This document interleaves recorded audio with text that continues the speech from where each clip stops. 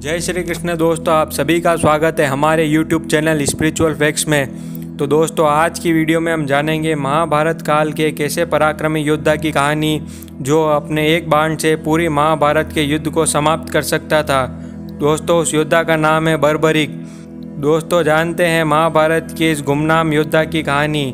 बाल्यकाल से ही बर्बरीक बहुत वीर और महान योद्धा थे। उन्होंने युद्ध कला अपनी माँ से सीखी और उन्होंने माँ आदि शक्ति की घोर तपस्या की और उन्हें प्रसन्न किया और 3 अभेद्य बाण प्राप्त किए और 3 बाणधारी नाम से सारे विश्व में प्रसिद्ध हुए। ईशापूर्तिक वाल्मीकि ने प्रसन्न होकर उन्हें धनुष प्रदान किया, जो कि उन्हें तीनों लोकों में विजयी बनाने में समर्थ था। महाभारत का युद्ध कौरवों और पांडवों के मध्य अपरिहार्य हो गया था, अतः यह समाचार बर्बरीक को प्राप्त हुआ तो उनकी भी युद्ध में सम्मिलित होने की इच्छा जागृत हुई। जब वे अपनी माँ से आशीर्वाद प्राप्त करने पहुँचे, तब उन्होंने अपनी माँ को हारे हुए पक्ष का साथ देने का वचन दिया। वे अपने लीले घोड़े, जिसका नाम नीला था, उस पर सवार हुए और 3 बाण और धनुष के साथ कुरुक्षेत्र रणभूमि की ओर अग्रसर हुए। सर्वव्यापी भगवान श्री कृष्ण ने ब्राह्मण वेश धारण कर बर्बरीक से परिचित होने के लिए उन्हें रोका और यह जानकर उनकी हंसी भी उड़ाई कि वह मात्र 3 बाण से युद्ध में सम्मिलित होने आया है। ऐसा सुनने पर बर्बरीक ने उत्तर दिया कि मात्र 1 बाण शत्रु सेना को परास्त करने के लिए पर्याप्त है और ऐसा करने के बाद बाण वापस तर्कस में ही आएगा। यदि तीनों बाणों का प्रयोग कर लिया तो तीनों लोकों में हाहाकार मच जाएगा। इस पर भगवान श्री कृष्ण ने उन्हें चुनौती दी कि इस पीपल के पेड़ के सभी पत्तों को छेद कर दिखलाओ, जिसके नीचे दोनों खड़े थे। बर्बरीक ने चुनौती स्वीकार की और अपनी टुनीर से 1 बाण निकाला और ईश्वर को स्मरण कर बाण पेड़ के पत्तों की ओर चलाया। तीर ने क्षण भर में ही पेड़ के सभी पत्तों को भेद दिया और श्री कृष्ण के पैर के इर्द गिर्द चक्कर लगाने लगा, क्योंकि एक पत्ता उन्होंने अपने पैर के नीचे छुपा लिया था। बर्बरीक ने कहा कि आप अपने पैर को हटा लीजिए, वरना ये आपके पैर को चोट पहुंचा देगा।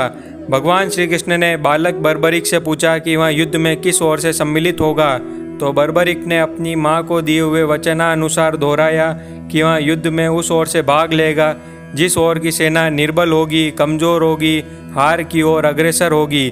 भगवान श्री कृष्ण जानते थे कि युद्ध में हार तो कौरवों की ही निश्चित है और इस पर अगर बर्बरीक ने उनका साथ दिया तो परिणाम कौरवों के पक्ष में होगा। ब्राह्मण वेश में श्री कृष्ण ने बालक से दान की अभिलाषा व्यक्त की।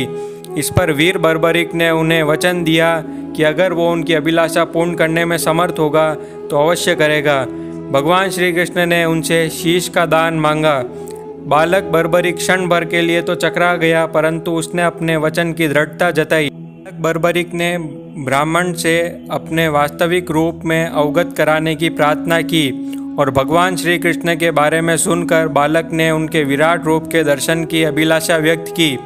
भगवान श्री कृष्ण ने उन्हें अपना विराट स्वरूप दिखलाया।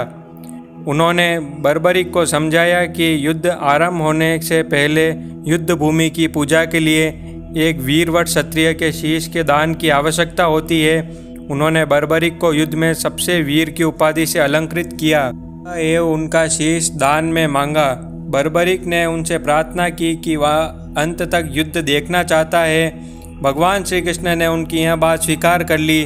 वहीं भगवान श्री कृष्ण ने बर्बरीक को वरदान दिया कि कलयुग में उसके अवतार को श्याम के नाम से पूजा जाएगा। कहा जाता है कि राजस्थान के सीकर में खाटू श्याम जी बर्बरीक के रूप में ही प्रकट हुए थे। द्वादशी को उन्होंने अपने शीश का दान दिया। उनका सिर युद्ध भूमि के समीप ही एक पहाड़ी पर सुशोभित किया गया, जहां से बर्बरीक संपूर्ण युद्ध का जायजा ले सकते थे। युद्ध की समाप्ति पर पांडवों में ही आपसी बहस होने लगी कि युद्ध में विजय का श्रेय किसको जाता है। इस पर भगवान श्री कृष्ण ने उन्हें सुझाव दिया कि बर्बरीक का शीश संपूर्ण युद्ध का साक्षी है, अतएव उससे बेहतर निर्णायक भला कौन हो सकता है। सभी इस बात से सहमत हो गए। बर्बरीक से जब पूछा गया कि इस युद्ध में जीत का श्रेय किसे जाता है, तब बर्बरीक के शीश ने उत्तर दिया कि इस युद्ध को जीतने का श्रेय भगवान श्री कृष्ण को ही जाता है। उन्होंने ही इस युद्ध में विजय प्राप्त कराने के लिए सबसे महान कार्य किया है। उनकी शिक्षा, उनकी उपस्थिति, उनकी युद्ध नीति ही निर्णायक थी। उन्हें युद्ध भूमि में सिर्फ उनका सुदर्शन चक्र घूमता हुआ दिखाई दे रहा था, जो कि शत्रुओं की सेना को काट रहा था। तो आज की वीडियो को हम समाप्त करते हैं। अगर आपको हमारा चैनल पसंद आया तो चैनल को सब्सक्राइब कीजिए, वीडियो को लाइक कीजिए और ज़्यादा से ज़्यादा शेयर कीजिए। धन्यवाद। जय श्री कृष्ण।